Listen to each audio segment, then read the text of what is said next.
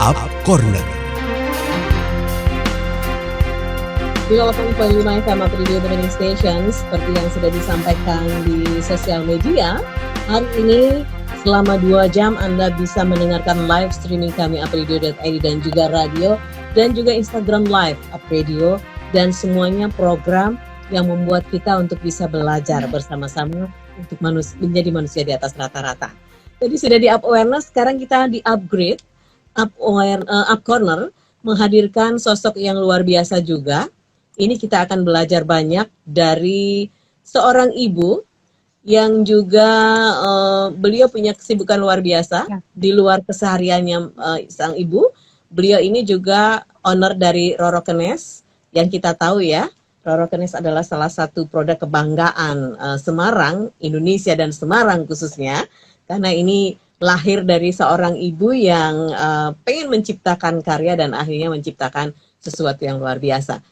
Founder Rorokenes dan juga brand aktivis Semarang. Kita sapa dulu Mbak Sanas. Selamat siang dan semangat pagi. Apa kabar Mbak Sanas? Halo Mbak, selamat pagi. Bisa dengar suara saya jelas kah? Bisa, suaranya sudah terdengar dengan jelas. Baik, Mbak Sanas apa kabar? Alhamdulillah baik Mbak. Gimana kabarnya Mbak Santi? Sehat, alhamdulillah ya. Harus sehat. Baik, Mbak Sanas, ini adalah program yang kita gagas bersama, dimulai di akhir tahun. Biasanya segala sesuatu dimulai di awal, tapi kita agak beda ya. Jadi memang kita senangnya kebalik-balik. Iya, betul. Ya. Kita memulai sesuatu dari akhir tahun. Ini adalah program Sharing Enduring, di mana lahir di tengah kondisi dan situasi pandemi, yang kita sengaja memang kalau di era seperti sekarang ini yang saya selalu terngiang-ngiang adalah kata-katanya Mbak Sanas. Saya tidak mau terjebak dengan negatif toxicity, toxicity ya, dan kemudian dan juga positif toxicity. Nah itu yang selalu saya dengarkan dan terngiang-ngiang sampai sekarang, sampai saya mimpi-mimpi. Dan ternyata Mbak Sanas bergulir saja ya. Bisnis ternyata tidak hanya bicara soal cuan atau keuntungan, tetapi ada sesuatu yang lain. Nah, kita pengen nih di episode pertama kita pengen mengulik dan juga mendadar sosok Sanas dengan Rorokenesnya. Nah, bagaimana nih Mbak Sanas? Jadi gimana ya? Ya, kalau ini mulainya dari mana dulu nih Mbak? Aku jadi bingung. Jadi kalau memang kalau mau punya usaha itu memang harus profit. Iya, karena bukan profit ya, saya bilang profesionally done. Harus dikerjakan secara profesional ya. Dan setelah itu usaha itu setelah profesional juga harus ada etika yang dipegang. Ada sebuah bisnis etik yang dipegang. Kemudian saya selalu merujuknya kepada ini nih, planet, people, purpose, baru setelah itu profit. Oke. Planet, jadi people, kalau mungkin planet, people, purpose, professionally done, profit. 5P. Okay. Jadi kalau planet itu sebisa mungkin dalam usaha yang kita jalankan, janganlah sampai itu merusak bumi. Karena kalau kita kaya ataupun kita mendapatkan keuntungan banyak, tapi kalau buminya rusak, buminya hancur, lalu kita mau tinggalnya di mana? Mau tinggal di bulan? Atau mau tinggal di Mars? Kan nggak mungkin kan? Lalu yang kedua, ya benar toh Mbak? Iya. Terus setelah itu yang kedua adalah people. Jadi bagaimana caranya yang namanya usaha itu bisa memanusiakan manusia yang ada di dalamnya dan juga yang ada di sekitar. Ya. Katakanlah begini nih, kadang ngenes ya kalau kita ngelihat ada yang disparitas kesejahteraannya itu teramat sangat jomplang. Iya betul.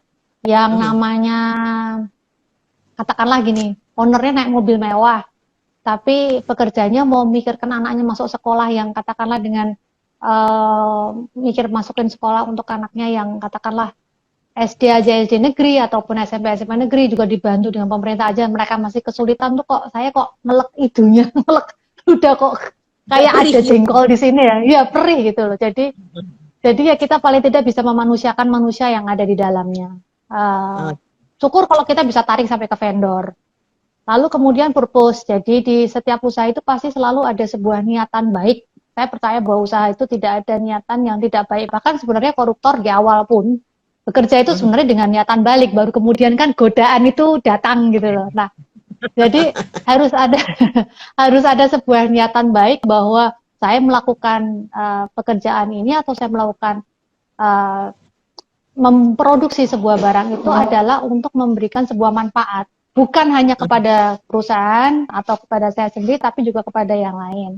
Jadi kalau bicara, makanya kalau saya ngomong bicara Rokenes ya berarti bicaranya juga akan gender dan feminitas gitu. Yeah. Jadi bukan hanya sekedar kita bicara akan produk lokal gitu. Memang kita harus mencintai produk lokal, itu wajib. Produk lokal harus menjadi tuan rumah di negara sendiri, itu ya wajib. Produk lokal harus bagus, itu wajib. Karena nggak ada, dan saya percaya bahwa namanya produk Indonesia itu semuanya bagus. Tapi kemudian apakah produk lokal ini juga mengusung apa, dan ini yang harus menjadi sebuah konsentrasi utama gitu. Nah kalau kebetulan kalau di Rokenes konsentrasi utama kita adalah di gender dan juga feminitas. Karena kalau kita bicara akan feminisme atau feminitas, berarti kita bicara akan pelindungan terhadap perempuan, kita bicara pelindungan atas pria, kita bicara pelindungan atas anak, kita juga bicara pelindungan kepada minoritas dan juga indigenous people. Jadi kuasa relasi yang sehat. Jadi kita memang mengkampanyekan akan itu. Kemudian juga di saat itu semua itu juga harus dikerjakan secara profesional, professionally done. Karena ada satu kata-kata dari guru saya, if you want to do good, kalau kamu mau berbuat baik, berarti kamu harus berbuat lebih baik lagi. Jadi katakanlah gini, kita kan baru mempunyai usaha itu karena kita ingin hidup dan menghidupi ya Mbak. Iya. Nah, untuk bisa menghidupi, berarti kan kita harus hidup terlebih dahulu. Bagaimana caranya kita bisa menghidupi yang lain kalau ternyata hidup kita pun juga amburadul.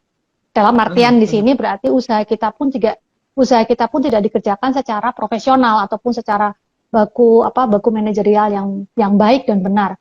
Berarti sama aja kita pirating ataupun menjadi kayak benalu di dalam kan. Kurang lebih seperti itu, Mbak. Iya.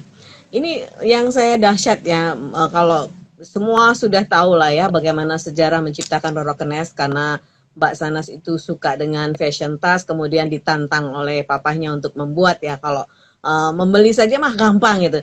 Nah ini yang saya mengagetkan ketika berbicara tentang purpose, yaitu niat baik, ternyata tidak segmen saja Rokenes yang disampaikan adalah soal perempuan, tetapi di situ ada buntutnya atau ada kayak semacam membran yang lain ya, bagaimana perlindungan terhadap perempuan, bagaimana juga ini mengangkat harkat perempuan. Kenapa Mbak Sanas sampai berpikir sejauh itu ya Mbak? Padahal ini urusan bisnis loh. Karena begini, ceruk pasar Rokenes itu paling banyak itu 80% adalah perempuan Mbak. Jadi dalam benak saya yang pertama gini, kalau bukan dari perempuan untuk perempuan, kita sama-sama saling melindungi dan sama-sama saling mengayakan leher ke atas dan lain-lain. Lalu siapa lagi? Itu satu. Lalu yang kedua adalah perempuan itu adalah madrasah. Perempuan itu adalah madrasah dari madrasah awal dari anak-anak. Sebuah keluarga itu lelaki, pria itu adalah imam. Kalau saya bilang, memang imam itu pasti lelaki ya Mbak, pria. Dan perempuan di sini adalah neuronnya. Jadi syaraf neuron yang dari atas ada. Kalau misal syaraf neuron ini tidak terakomodir dengan baik dan juga dengan cantik, bagaimanakah kepala dan juga seluruh badan itu bisa memfungsikan hasilnya secara maksimal. Apalagi perempuan itu kalau bahasanya itu kan empon-empon ya, cikal bakal, di mana dari situ, dari rahimnya dia terlahir anak-anak dan kemudian culture sebuah keluarga juga terbentuk. Saya percaya kalau kita menguatkan perempuan berarti kita memperkuat madrasah. Nah kalau madrasah awal ini sendiri sudah kuat, berarti bisa dibayangkan Mbak, itu generasi bangsa yang ada di depan. So that's our purpose, itu adalah tujuan dari kami. Jadi bukan global akhirnya ya, nggak cuma hanya sekedar jualan produk bagus wajib gitu, udah wajib lah. Standar itu standar yang harus baku saklek yang harus kita lakukan. Kemudian setelah itu bagaimana caranya mengenalkan agar pasar Indonesia ini memang benar-benar dikuasai oleh produk lokal yang dihasilkan oleh brand lokal dari Indonesia. Bayangin aja kita 300 juta penduduk loh, 300 juta penduduk. Kalau semisal saya ngambil, nggak usah setengah persennya aja deh, setengah persennya aja deh, atau 0,05% aja. Mereka suka sama Rorokenes di mana bahan bakunya semuanya 90% dari lokal. Itu kan sudah bisa mengartikan bahwa income generatednya dari hulu sampai hilir ada di Indonesia semua, Mbak. Jadi makanya itu saya selalu mengatakan kalau bisa pakai produk lokal aja deh. Kalau produk lokal masih bisa kita masih bisa mengkooptasi dengan produk lokal, ya cintai produk lokal. Kemudian setelah itu produk lokal yang diusahakan jangan sampai merusak alam, karena alam Indonesia itu sedemikian cantiknya dan banyak orang yang istilahnya menaruh hidupnya di sana. Bayangin, jadi kewajiban kita juga untuk menjaga agar supaya warisan alam ini bisa dinikmati oleh anak cucu sampai besok-besok gitu. Lalu setelah itu kemudian ya gimana caranya ini menjadi sebuah platform untuk berbicara bahwa yang namanya budaya patriarki itu lebih baik segera ditipiskan, dihilangkan, bukan untuk apa istilahnya pria saja, perempuan saja atau lain, tapi untuk kehidupan yang akan datang. Kurang lebih seperti itu, Mbak. Baik, Mbak Nanas, ini kalau tentang people, memanusiakan manusia, Anda sebagai seorang katakan pertama menciptakan tas Rorokenes, kemudian Anda akan menciptakan sanas-sanas yang lain untuk bisa sukses bersama. Apakah tidak takut itu akan menjadi persaingan Anda? Enggak lah, Mbak, sama-sama. Saya bilang gini, sesama brand lokal itu ya kita bersaing, tapi bersaingnya secara sehat. Ya. Karena saya kok jadi kepengen nangis sih kalau ngomong kayak gitu, kepengen nangis. Kita itu bukan bersaing dalam artian kita tuh bukan bersaing dalam artian itu kita saling membunuh, tidak. Kita bersaing untuk meningkatkan kapasitas. Demi apa? Setuju. Demi ya meningkatkan kapasitas, demi untuk usaha dan juga untuk market dan manusia yang ada di Indonesia. So terus terang saya nggak merasa takut, Mbak. Saya malah lebih merasa takut kalau produk luar import itu bisa masuk ke Indonesia secara bebas. Nah, itu saya malah lebih takut. Tapi kalau semisal usaha kecil-kecil kayak seperti saya ini tumbuh banyak, wah itu saya malah lebih senang karena saya bisa tahu bahwa nanti 10 tahun lagi pada saat anak saya masuk ke dunia kerja, lapangan pekerjaan itu sehat dan banyak. Dunia kreatif itu tumbuh seperti itu. Ya, ini yang agak beda memang ya, ketika memang sosok Sanas ini untuk bisa bertumbuh, tidak mau tumbuh sendirian, tapi ayo tumbuh bareng-bareng. Nah, Mbak, kembali lagi, di era pandemi ini, seperti apa Rorokenes menyikapi ya? Kalau saya tadi sempat ketawa ketika Mbak Sanas bilang bahwa, ya sudah, jangan terlalu optimis, tetapi kita mengijak bumi gitu ya. Tapi nyatanya Anda terus ya, melakukan aktivitas-aktivitas yang saya sampai kadang-kadang sudah geleng-geleng aja, dan bahkan produk Anda juga diklaim ini adalah produk luar, bukan produk Indonesia. Sedih loh, Mbak. Jadi gimana ya, Mbak? Makanya itu saya cuma bilang Tuhan tuh bekerja dengan cara yang unik. Udah pokoknya kita istiqomah aja lah, istiqomah aja, insya Allah istiqomah. Terus kalau bisa ya halal toyiban, halal toyib lah. Saya memang tidak mau terjebak dengan negatif toxicity atau kepada positif toxicity. Karena menjadi terlalu negatif juga nggak bagus, menjadi terlalu positif juga nggak bagus. So, becoming in the middle, ada di tengah-tengah itu paling enak. Jadi kalau misalnya mau ngamuk atau mau misuh, ya misuh aja gitu. Kalau mau nangis, ya nangis aja. Jangan ya, di sini jangan ya. Ini jangan. Jadi kalau mau marah aja, Bu.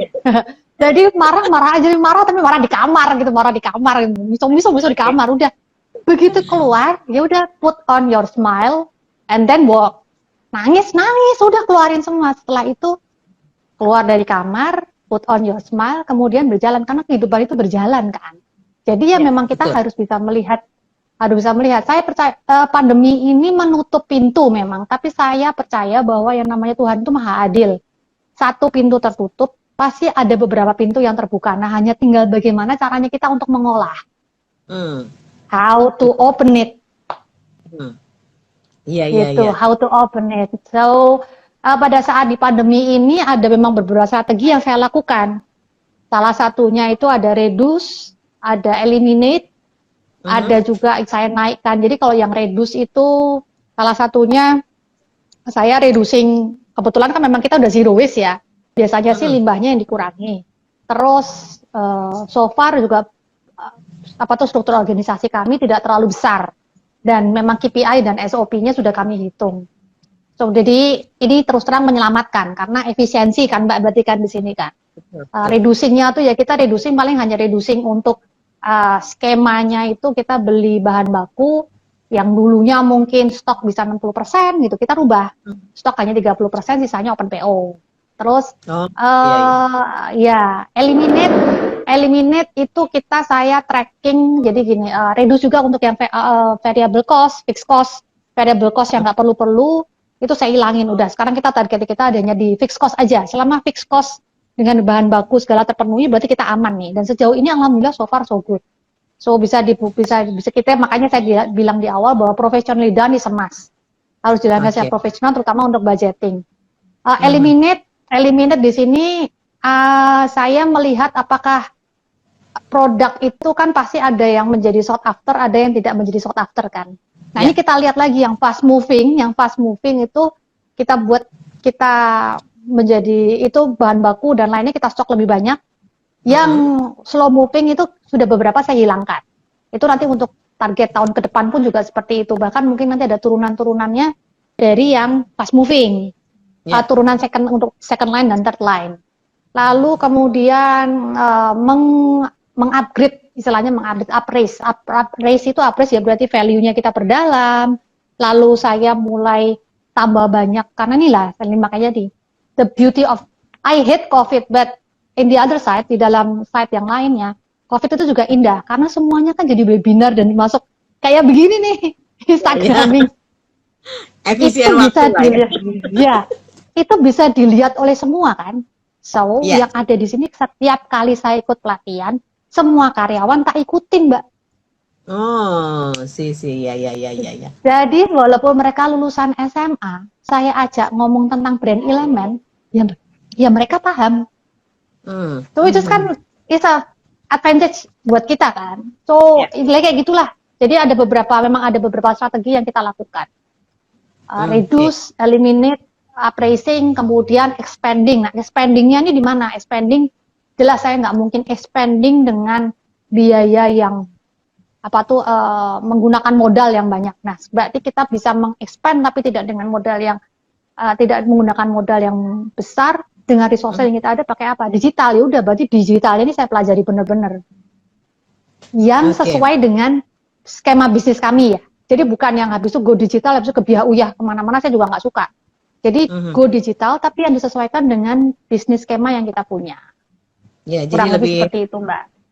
Lebih efektif, lebih efisien ya, lebih mengenal lah ya Mbak. Betul. Iya. Ada Mbak Priscilla Margi nih, sukses selalu dan salam sayang ya pokoknya deh buat teman-teman semua. Hai Mbak.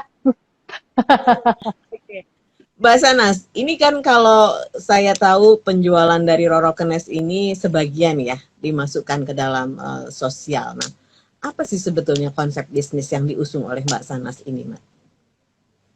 Kalau konsep bisnis kita tuh artisan. Jadi kita tuh artisan base, dan kita juga mungkin adaptasinya ke sociopreneur ya Mbak. Bukan berarti saya nggak suka duit loh. Saya suka duit karena kalau saya nggak suka duit gimana saya bisa bayar gaji karyawan gitu. Cuman ya ada satu kata-kata dari Simbah saya dari Boyolali gitu. Lalu ngomongnya gini, ngono ya ngono tapi ojo ngono gitu lah. Nah itu yang saya pegang banget, ngono ya ngono tapi ojo ngono. Ya kita berusaha untuk profesional mendapatkan book profit tapi ya sama dionya ya Mbak.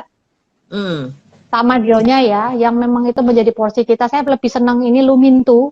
Jadi secara kontinu kita dapat terus hidup dari balato makbrek dapat, setelah itu gone habis. Itu saya paling enggak. Jadi ya terus terang bisnis skema kita memang agak-agak aneh nih kalau dibilang artisan. Kemudian yang kedua adalah sociopreneur. Oke. Iya, jadi yang artisan itu kan sebetulnya nggak peduli ya sama soal sosial ya, lebih bagaimana self branding dia ya. Tapi ini Mbak Nanas memang agak beda nih. Saya agak sedikit bertanya-tanya sebetulnya ya. Oke, Mbak, ada yang bertanya, Mbak, kita sapa dulu. Dari Nabila, Ya, selamat siang, Apredio, selamat siang, Bu Sanas dari Rorokenes. Saya pengagum Anda loh. Saya ingin bertanya, ya bagaimana sih tuh. dalam menciptakan produk lokal untuk bisa menancapkan brand sehingga produk itu sangat dicari walaupun dengan harga yang sangat elegan. Terima kasih, Nabila. Oh, ini Oke. ada. So, kalau yang ini kayaknya manajerial banget deh. Nanti mungkin kita bisa ngulik berikut-berikutnya ya. Ya, Jadi ya, ya jelas. satu, satu itu memang BMC is a must. Jadi bisnis model canvassing itu kita harus harus tahu pada saat kita mau masuk ke pasar, kita harus tahu dengan benar target marketnya kita siapa, kemudian value yang kita punya itu apa. Ini harus masuk, harus match. Kalau nggak Betul. match ya percuma. Sama aja kayak yang cewek suka, yang cowok suka. Tapi kemudian Hmm. cara ngomong I love you-nya kepada nggak tahu lah, nggak bisa pacaran, Mbak. Nggak bisa nikah juga kan. Iya, praktek masing-masing ya. Iya betul, betul. Jadi itu harus nyambung. Setelah itu kemudian dari BMC yang sudah memang cukup solid, baru kita bisa bicara akan yang namanya branding, brand elemen. Nah, branding itu tidak hanya sekedar kepada perspektif saja, tapi Oke. branding itu pada saat kita bicara akan branding, kita bicara akan produk, kita juga bicara akan people, kita juga akan bicara akan productivity, dan kita juga bicara kemudian kita bicara akan perspektif, lalu yang kelima itu adalah experience. Hmm. Nah, kalau ini udah dapat semua, berarti kita bisa menciptakan market ataupun pasar yang memang benar-benar loyal. Makanya itu saya selalu bilang bahwa menjadi artisan itu bukan berarti kita istilahnya marketnya ada dan bahkan mereka bisa menjadi sangat loyal terhadap kami. Karena yang kalau mau jadi ke loyal itu kan pertama mereka harus tahu dulu ya Mbak, harus tahu produknya. Hmm. Setelah itu mereka melihat kan, setelah itu mereka melihat. Kemudian setelah mereka melihat, mereka mencari tahu. Setelah mereka mencari tahu, kemudian mereka membeli. Setelah membeli mereka mendapatkan experience, Ya. terus kemudian mereka melakukan pembelian yang kedua. Dari pembelian Hmm. kedua ini mereka bisa menjadi advocate. Nah, kalau ini sudah bisa kita lalui, walaupun ini kayak istilahnya gini nih, kenapa kok kalau ke Semarang harus beli tahu petisnya yang ada di Simpang 5? Ya. Atau kalau semisal kita pergi ke Jakarta mau makan es krim yang legendaris ya berarti kita harus ke Ragusa. Hmm. Itu kan brandnya tancap banget. Ada orang yang Ya, ya. ngomong gini, wah Ragusa itu cuma 40 tahun begitu-begitu doang. Saya ngomong, lah itu 40 tahun bukan begitu-begitu doang loh. 40 tahun tuh dia hidup. Lah, kita kan belum tentu punya brand Ya, bisa ya, ya. 40 tahun. Nah, itu Betul. Ragusa Artisan. Ya itu gak Ragusa Artisan. Jadi seperti itulah. So kalau memang mau menciptakan seperti itu ya kita tahu benar akan soul-nya BMC-nya, kita praktekkan benar-benar BMC, kemudian kita tahu akan apa yang akan kita jual dan kita bisa creating perspektif sampai seperti itu tadi. Oke. Baik, Nabila jangan khawatir karena ini adalah program pertama yang kita lakukan untuk sharing and hearing ini. Nanti kita akan masih terus berlangsung setiap Jumat jam 11. Banyak nanti yang akan kita kupas.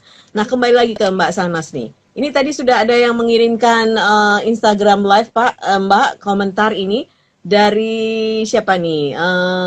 Yang moto hidupnya patut dicontoh. Waduh, pasti ini penggemar beratnya. Penggemar beratnya nih. Emilia.l, prinsip hidup yang patut dicontoh. Thank you, Mbak Emilia. Oke, baik, Mbak Sanas. Ini ngono yo ngono mengojo ngono, Mbak. Nah, Mbak Sanas sendiri ya, sebagai perempuan, kita nggak munafik ya. Kalau kita pengen tampil, kemudian juga kita punya urusan keluarga, ada anak, ada suami. Bagaimana Mbak Sanas menyeimbangkan itu menjadi tadi kerjaan atau karya ini tetap dilakukan secara profesional, well done itu tadi, Mbak. Lah itu tadi, untungnya alhamdulillah memang saya mempunyai support system yang cukup baik. Dan memang di sini kata kunci itu komunikasi, Mbak. Bukan berarti itu tidak mudah ya. Saya tidak akan mengatakan oh mudah banget bla bla bla, enggak. That is so aduh itu kayaknya jadi positif toxicity nanti. Jadi memang it's a long hard road. It's a long hard road. Tapi bagaimana caranya kita bisa membuat scheduling. Kita bisa membuat sebuah scheduling dan kemudian kita bisa menjalin komunikasi di sana. Oleh karena itu maka tadi kalau pada saat kita membuat usaha SOP dan KPI itu penting. Karena begitu kita bisa melihat kepada SOP dan KPI, berarti kita bisa mendelegasikan tanggung jawab pada masing-masing personal dan kita bisa mengawasinya tidak selalu terus-menerus, Mbak. Walaupun tidak autopiloting 100% ya. Tapi paling tidak kita berarti kan dari situ kita bisa mempunyai waktu untuk bisa istilahnya bersama dengan keluarga. Nah, salah satunya saya kenapa kok suka menjadi istilahnya entrepreneur seperti ini, karena saya masih bisa melakukannya nyanding dari rumah. Oke. Ya, itulah itu satunya. Ya. Oke, Jadi baik. ya itulah kenapa kok saya bilang it's not going to be easy, nggak gampang, tapi bisa dilakukan kok kalau kita mau. Nggak gampang tapi bisa dilakukan kalau mau. Iya, nah, kalau gitu. kita mau. Dan juga ini manajemen ego ya, manajemen ego ya Mbak. Ya oke, betul. Kang Poto, luar biasa, senang bisa bertemu saat TEI ya 2018. Sukses selalu Mbak Sana. Oh iya, halo Mas. Oh di Prancis ya? Oh dari interpreter Prancis, betul? Iya betul, beliau yang membantu saya pada saat membuat NDA, non-disclosure agreement. Matur nuwun, halo Mas, selamat salam sehat. Oke, nah ini Mbak, satu hal yang tidak di desain ya dalam konsep Mbak Sanas yang memulai bisnis ini. Bagaimana Mbak Sanas terus akhirnya bisa mendunia, katakan ya kemarin sempat ke luar negeri ya jalan-jalan dan memperkenalkan Roro Kenes ke sana Mbak? Waduh, itu juga saya terus terang waktu itu ditanyain itu hanya Tuhan yang bisa menjawab, Mbak. Urut jawaban. Iya, itu hanya Tuhan. Cuman karena ini di IG dan saya harus memberikan sebuah jawaban yang profesional. Ya. Dalam tanda kutip. Ya, saya akan mengatakan that's the beauty of kita harus bisa melakukan networking dengan baik, kita harus bisa melakukan branding dengan baik, dan itu konsisten dengan produk yang kita hasilkan. Dan juga usaha, manajemen usaha. Nah kalau misal sebenarnya kalau produknya sudah bagus nih, terus habis itu insya Allah amin, profesionally done, sudah bekerja keras ya profesionally done. Terus kemudian kita bisa mengemasnya dengan baik. Kemudian kita bisa melakukan networking. Pintu-pintu itu pasti akan terbuka. Tapi kalau produknya bagus, kita mengerjakannya tapi nggak profesional. Jadi misalnya gini, ada pesanan, ya dikerjain nanti kalau mood, kalau nggak mood nggak dikerjain lagi, gimana bisa profesional? Iya. Oh oke, udah bagus, udah profesional, tapi tidak dikemas dengan baik, istilahnya sosial medianya berantakan, website yang nggak ada, ininya semua nggak ada, bagaimana orang bisa tahu akan trackingnya? Padahal sekarang aja begitu kita ngomong lamaran kerja, nge-tracknya dari sosial media dan juga Facebook.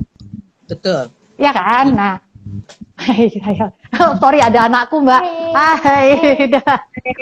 Jagoan, sorry maaf. Ya. Jadi, nah itu. Lalu setelah itu tadi, kemudian yang kedua adalah networking. Nah, kalau kita tidak bisa menjalin networking ataupun jejaring, kita nggak bakal bisa ngerti yang namanya pameran ada di mana aja. Karena pameran itu bukan berarti melulu hanya dari pemerintah, Mbak. Pameran ataupun opportunity, kesempatan dan juga informasi itu ada dari semua. Jadi empat ini harus dijalankan. Oke, baik. Begitu. Ini saya kalau sudah ngobrol dengan Mbak Sana, sebetulnya kalau kita offline ya, ini terus terang saja sampai 2-3 jam ya, kita kalau udah ngerumpi itu banyak sekali yang dikeluarin. Waktu kita hanya sampai 1 jam saja. Nah Mbak Sanas, ini adalah program pertama yang kita launching hari ini, 4 Desember 2020, Sharing and Hearing, bersama dengan perempuan-perempuan Indonesia yang luar biasa. Satu Mbak, Kartini dikenal karena beliau ada tulisan bukunya ya, habis gelap terbitlah terang. Bagaimana perjalanan Mbak Sanas ini tidak hanya saja menjadi bagian dari sejarah yang pernah ada Sanas dengan Roro Kenesnya, tapi nanti generasi-generasi berikutnya bisa tahu dengan membaca langkah-langkah dari Mbak Sanas ini. Apa yang dilakukan? Oh, kalau yang itu selain dari digital media, jejak digital media Mbak, ini kebetulan saya dengan beberapa teman kita mau launching buku, kita beri judul namanya S3. Jadi di S3. S3 itu artinya S3 memang sebenarnya orang selalu konotasinya kepada istri ya. Padahal sebenarnya S3 itu adalah kalau ingat ceritanya Pangeran Sambernyowo. Oh, sampai sekarang. Ya. Jadi ingat ceritanya Pangeran Sambernyowo pada saat dulu Raden Mas Alit diungsikan karena desakan dari Belanda, dia harus mengungsi ke Gunung Lawu dan kemudian dia menikah dengan putri dari kiai di sana. Dan ternyata putri ini, Nyai Raden Mas Nyai ini, dia pintar memanah, orangnya cukup soleh dan kemudian mereka meng-create 40 prajurit perempuan di mana mereka bisa menghalau beberapa batalion Belanda berperang di Gunung Lawu. Jadi akhirnya kita pakai namanya S3. Dan S3 itu menjadi seperti pasukan elit gitu, di mana akhirnya dari situ Pangeran Sambernyowo Raden Mas Alit ini bisa duduk melakukan negosiasi dengan pemerintah Belanda untuk mendapatkan konsesi menjadi wilayah yang namanya Mangkunegaran. Dan kemudian ada pabrik gula dan lainnya yang dimiliki oleh pribumi seperti itu. Jadi latar belakangnya, nah S3 ini itu ada kebetulan saya dengan beberapa teman perempuan. Jadi ada di situ mungkin Mbak Santi juga kenal. Jadi ada Mbak Vena dari Soto Pandanaran, lalu ada Mbak Aryani dari MM-Kit, lalu ada Hasanah Mbak Andiani, lalu ada juga Mbak Popi Koja. Kita menuliskan cerita-cerita kita sebagai seorang perempuan dan juga apa yang sudah kita lakukan, terutama di saat gini. Awal mulanya sih dari saat pandemi, Mbak. Di saat pandemi ini, concern kami dalam satu grup itu adalah bagaimana agar kami tidak merumahkan pegawai. Satu. Lalu yang kedua, bagaimana caranya agar supaya yang namanya usaha ini masih bisa memberikan manfaat kepada yang lain. Nah, dari situ terus kemudian ada satu teman, Mas Fuad, yang mengatakan, kok nggak ditulis sih? Harusnya ini ditulis loh. Terus akhirnya kita tulis, begitu, Mbak. Oke, baik. Ini keren banget dan luar biasa, awal yang sangat dahsyat. Mudah-mudahan waktu yang secuil ini bisa memberikan inspirasi dan kita harus bangkit ya bersama-sama. Bahwa pandemi ini bukan alasan, tetapi tadi yang disampaikan Mbak Sanas, ada pintu yang ditutup tapi masih ada pintu yang lain bisa kita buka atau bahkan mungkin jendela pun. Terima kasih Mbak Sanas. Iya, teman-teman, Mbak. Cuma depan ya. Sukses selalu. Iya. Sukses selalu. Salam sehat. Waalaikumsalam. Disiarkan langsung dari Menara Universitas PGRI. Up Radio. Jalan Sidodadi Timur, nomor 24 Semarang. Inilah 98.5 FM. Up Radio, The Meaning Station.